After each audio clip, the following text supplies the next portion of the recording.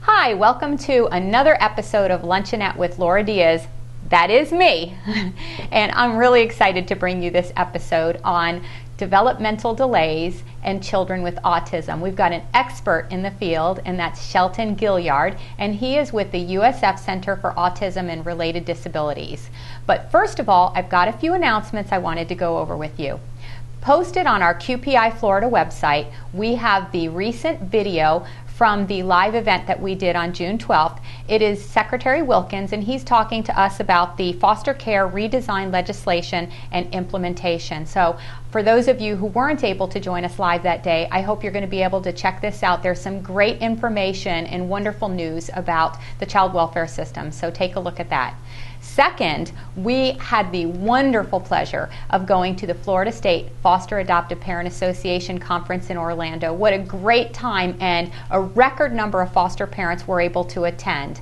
We are going to be posting very soon on our website the videos of the workshops that we were able to take there. So keep your eye out on the website and also on our Facebook page, and we're going to be posting when we're able to put those up. So we hope you're going to enjoy that and get a lot of great information from some wonderful speakers that were able to attend the workshop. Okay, and last but not least, wonderful news that we are so thrilled to share with you. Governor Rick Scott signed the bill extending foster care to age 21, and this is something that we've been working on for years here. The extension of the care program, which begins January 1st, 2014, is called My Future, My Choice, because the youth can choose whether or not they want to participate. As long as they meet requirements such as being in school or working, they can decide on a living environment while receiving the emotional, financial supports to help them succeed. Road to Independence and aftercare are still available. The website and flowchart with more information is posted right here in the episode resources, so take a look at that, and we're going to be bringing you more information on that as it becomes available. Okay, now without further ado, I introduce to you Shelton. Thank you for joining us, Shelton. Thank you for having me. You're welcome. Thank you for coming. So first of all, what I wanted to share with you is we've had a lot of requests, and let me just say to you viewers out there, thank you for sending in your requests, and that's exactly why we're here, to be able to bring to you speakers and presenters who can answer the questions that you have related to the children in your home. And I know a lot of people have had requests about developmental delays, and as I explained to Shelton, you know, as foster parents, we don't have the benefit a lot of times of the history of the children coming into the home. So could you talk to our viewers a little bit about maybe how they could recognize developmental delays and maybe distinguish what might be the difference between, you know, trauma-related delays, or, you know, maybe things just because of their past, and maybe true potential for autism? Okay. There's a variety of different types of developmental delays. Some of those delays can be language-based, where a child isn't either expressively expressing themselves like they typically would in a normal situation. They could also be motor delays, adaptive or social types of delays, or they could be a part of a cluster like you would see consistent with autism.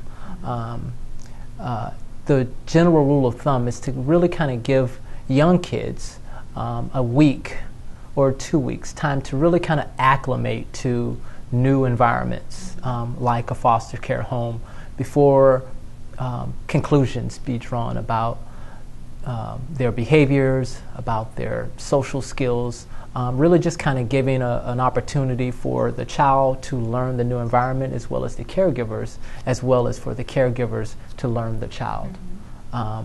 Those delays can persist. Again, that's just a window of time, but generally a week to 2 weeks is probably ample time to kind of give that child an opportunity to become accustomed to that new home environment. With autism specifically, the concerns could be very, very different. Autism is a complex neurological disorder that impacts a child's ability to, one, communicate, also socially interact and relate with their outside world. There's also a pervasiveness with regards to repetitive behaviors. So you have this cluster of characteristics that are consistent with this particular disability, and the intensity level could really vary from child to child. So again, it's very difficult to tease that out, and oftentimes you won't get that information initially. As you said, oftentimes when kids are brought to foster care homes, there's sometimes it may be a crisis situation. You oftentimes don't have access to all of the information, and so it begins to take a bit of time in order for the child to learn their environment, as well as for the foster care parent to learn exactly what the child is presenting with and what might be areas of concern that need to be addressed, either in an evaluation or some other type of follow-up with a medical professional. Mm-hmm.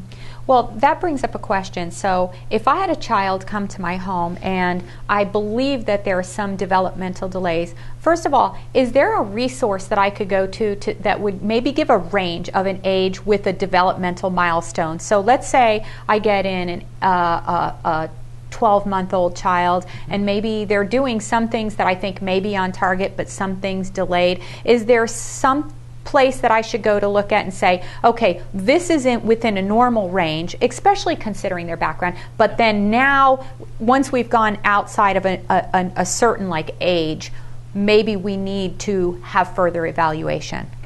Well, one, there's a lot of checklists and questionnaires that can really provide foster parents with education for themselves, as well as an objective way to kind of tell what types of milestones the child has already achieved, as well as what the expectation is as they reach their next level of development.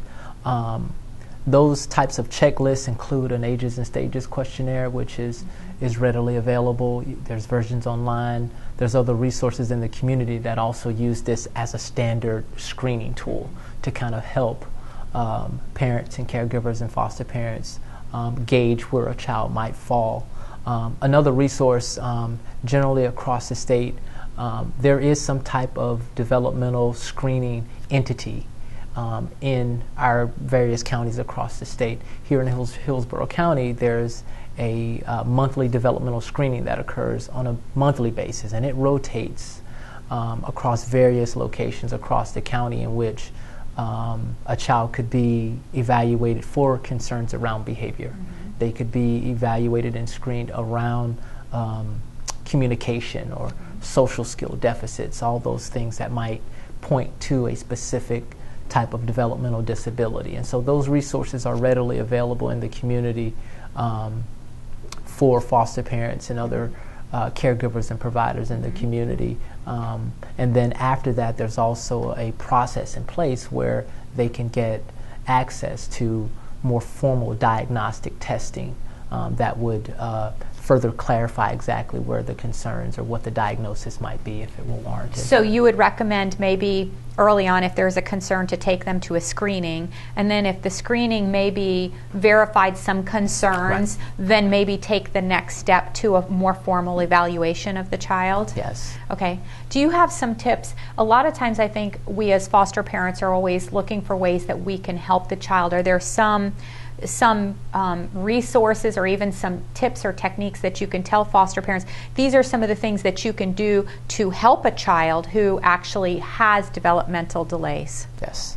For a lot of kids with different types of developmental disabilities, consistency, just building in expectations. A lot of kids perform very, very well, both typical developing kids as well as those kids with developmental concerns, when they have the ability to predict what's going to happen in their environment.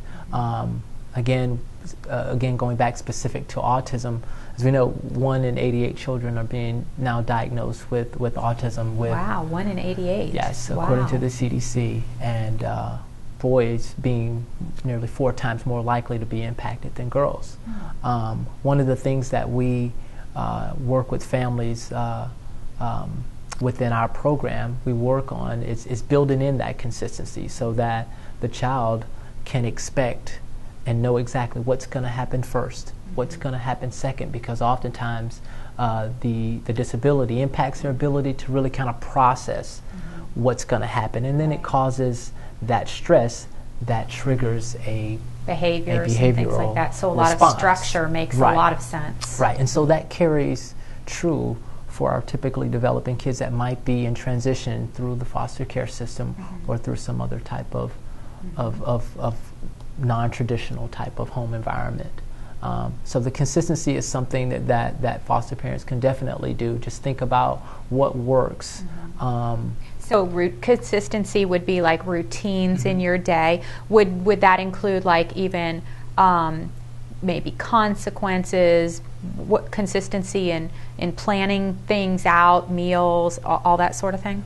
So like an example would be the morning routine. If there's an expectation for doctor's appointments and things of that nature, that the child learn that we need to get up, we need to brush our teeth. There's a set of events that need to happen by a set time. And sometimes, specifically with kids with autism, the expectation is unclear in their mind. Even though the foster care parent may have given the instruction multiple times, the child may not have the ability to process that or hold on to that communication. And so it might be necessary to create a visual sequence of events, and visually is a stronger way to communicate with kids on the autism spectrum. And so oftentimes we encourage families that we work with to outline visually exactly what the expectation is and support those communications visually as well as verbally, as some of the verbal instructions just are not effective in terms of the kid responding like the foster care parents or other caregivers might want. And I could see where that could create some anxiety, because the parent may think that the child is intentionally not listening, could be considered a behavioral thing when it's really a processing issue.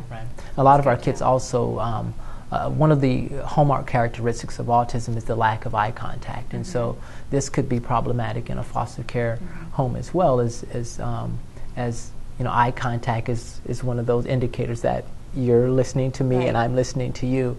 Oftentimes kids with autism, it's very uncomfortable for them to maintain that contact, that eye contact, and but they're very much processing what's been said to them. They still may be able to follow and carry out the instructions that have been given. So again, back to my initial comment about just kind of learning the child. There's a learning process that has to happen, specifically with kids with autism.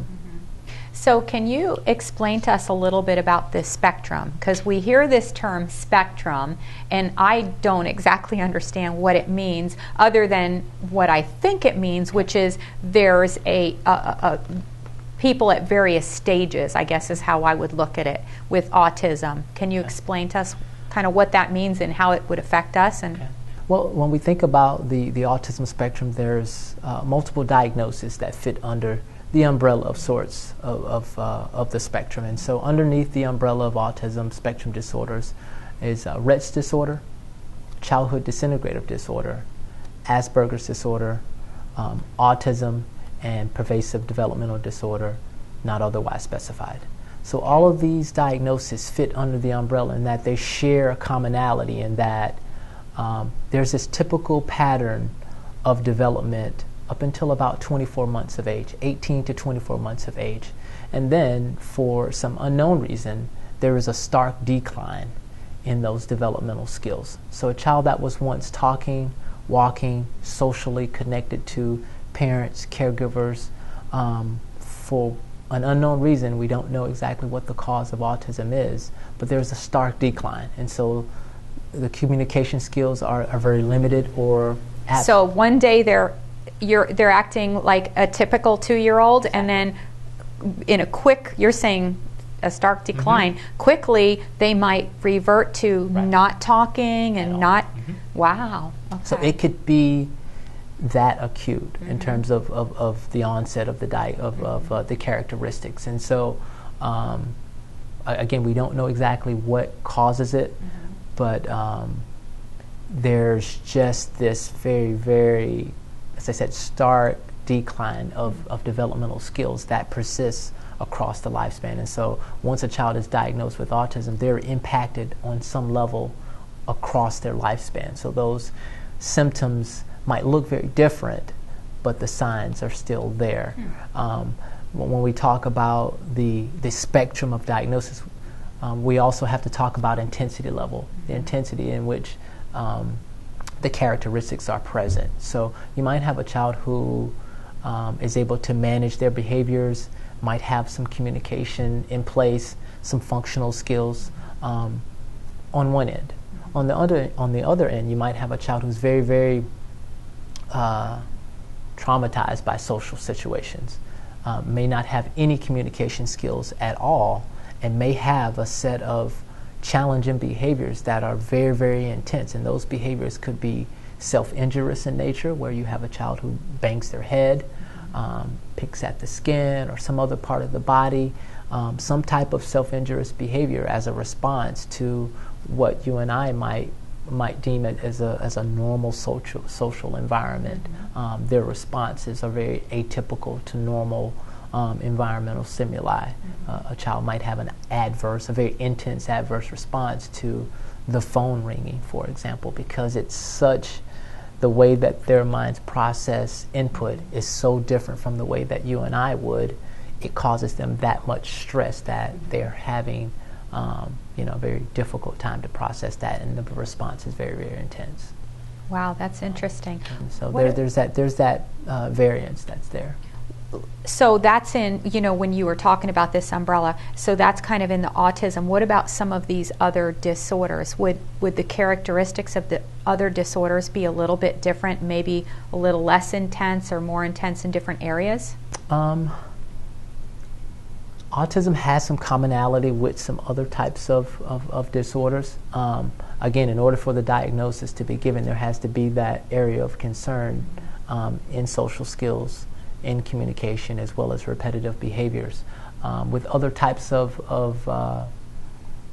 conditions, there may not be the intensity of challenging behaviors or one of the other skill set or skill specific areas. It just depends on the particular diagnosis that we will be comparing it to. A lot of our kids with autism have coexisting ADHD, for example, and so you might have a kid who's very, very hyper, and that be really kind of causing them the most distress in their life, their inability to pay attention, self-regulate, and those types of things. So those things can also coexist with autism. So it's very, very complex. You can also have coexisting health conditions that might exacerbate one of those signs and symptoms of autism, like diabetes or asthma or some other type of chronic health condition. And so it makes the diagnosis that much more complex. Right. Would you say, is there like an ideal time frame to have them evaluated, or like I'm thinking, the perfect time to catch it, to find out, yes, I think there's an issue, get the evaluation done, and then start on a plan? There's still a lot of unknowns around the diagnosis of autism. There's still yet a lot of research out there being conducted around the cause, around treatments, and all those things. One of the things we do know is that early intervention significantly improves outcomes. So when we talk about outcomes, we're talking about the possibility of living independent, the possibility of language development, the possibility of holding a job, and those types of things, the acquisition of self-care skills. So the earlier that a child can get connected with appropriate screening, diagnostics, as well as intervention, it significantly impacts the outcomes on the back end. So I would say as soon as concerns are raised, follow up with your pediatrician. If you're not getting the answers that you're looking for with your pediatrician, explore the option of a second opinion. And again, there's a lot of resources here at the university. If you're having concerns, and when I speak to my moms, I always tell them, you have a maternal instinct that tells you something isn't quite right with your child. And when that speaks to you, you listen to that. And so going that one step further around getting your child diagnosed by the trained eye, by a professional qualified to to look at characteristics consistent with autism is very, very important. And the earlier you do that, again, you significantly improve outcomes on the back end. So the general rule of thumb is you will typically see the signs and symptoms around 18 to 24 months of age. So within that window, as close as possible to the time you begin to see some of the characteristics, is very important to follow up either with your developmental pediatrician, your neurologist, your speech pathologist. Any of these folks would be qualified to give you some additional information as well as provide information around diagnostics. And I can certainly provide you with some other community-based resources that families can access to get diagnostics done, as well as developmental screenings. That would be great, because we can post those resources right here on the show, and then our viewers will be able to access them, so that would be awesome. Another question that I had for you relates to sort of an expectation of the time frame.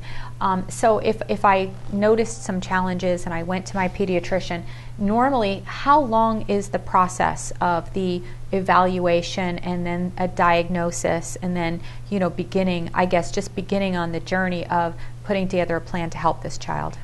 Kids are so different. It really does vary.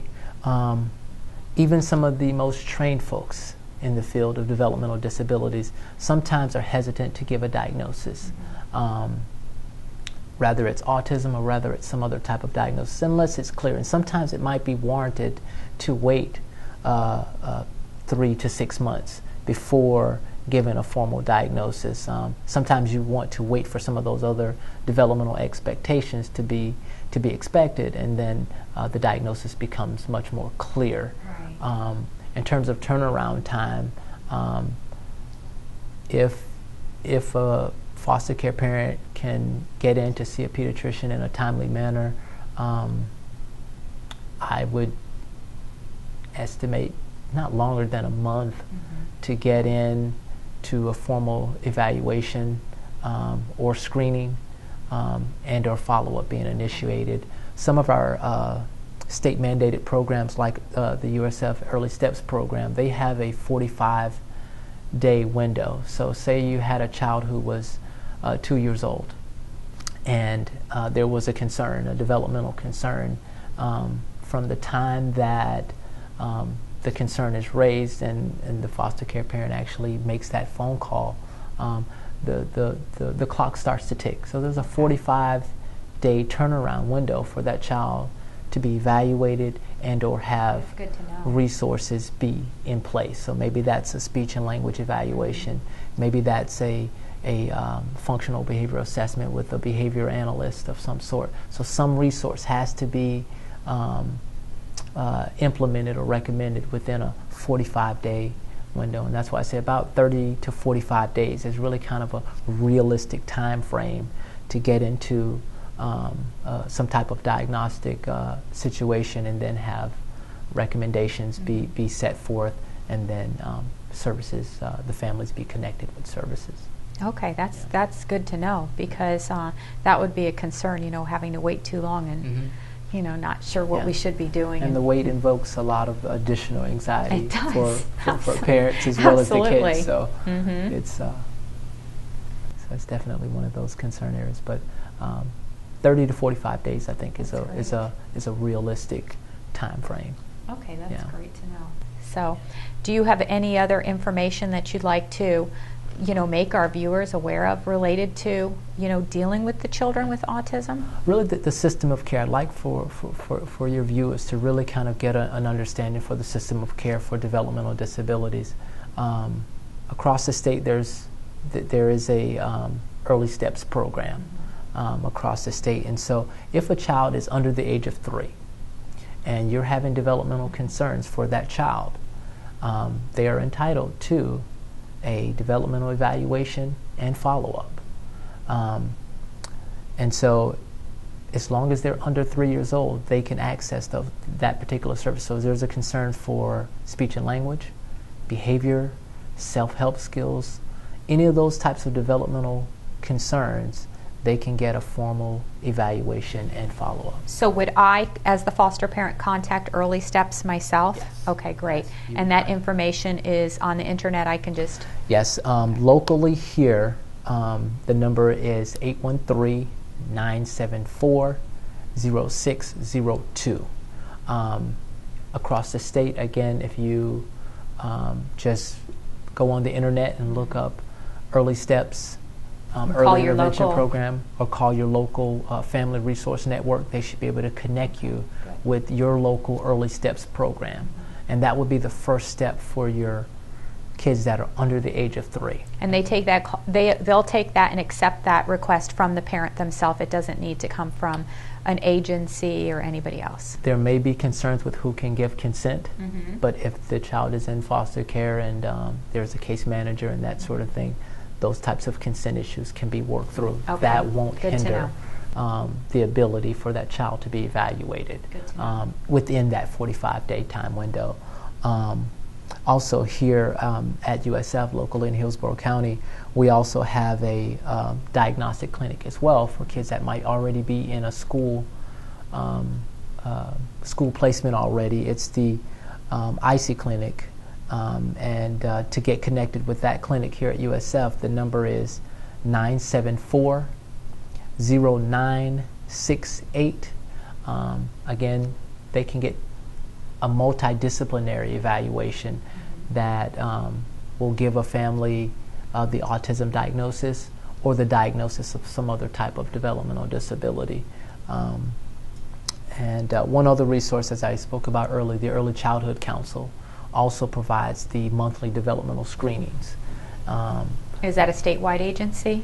They're a local agency. Local agency. But there is a screening entity across the state. It might be attached to maybe your Head Start program or your other child care resource centers.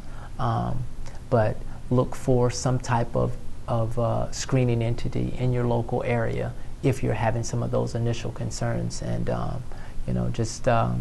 just be resourceful. The resources aren't comprehensive, but there are some things that can help kind of set some of our foster families in the right direction and ensure that our kids in the foster care system get what they need and get the appropriate diagnosis if it's warranted. Okay, great.